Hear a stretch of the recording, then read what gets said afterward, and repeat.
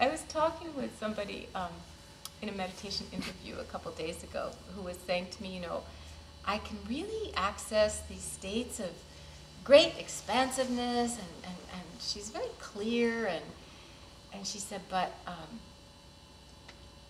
really having trouble because there are just these other feelings, and they're so dark, and she was feeling that kind of split between the positive, uplifted, the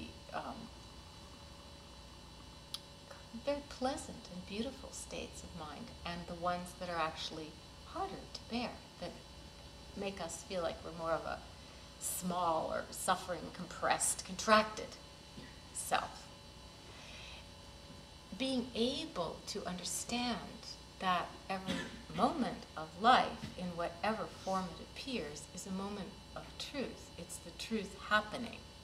That's what it is. And one of the hardest things to understand is that the contents of what's happening don't really matter from the meditation point of view. That all that matters is our ability to be aware of them, to meet them with some measure of presence and openness and attentiveness. So whether it's a moment of anger or a moment of envy or a moment of melancholy, depression, whatever kind of moment it is, it's still a moment of truth.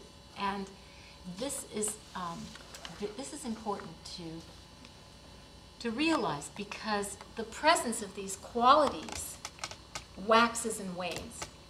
Our ability to see them waxes and wanes, but then they themselves appear and disappear like everything else.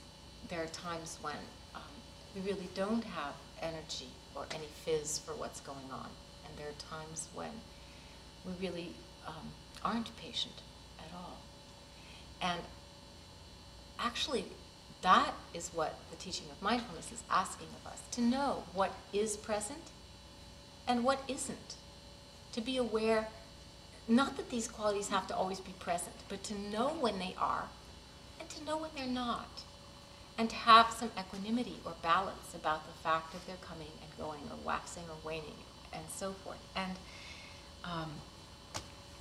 And the times when we feel quite far away from the illumined qualities of the heart, the times when we feel quite far away from the perfections, or far away from the Dharma, or far away from the truth, are actually not a mistake.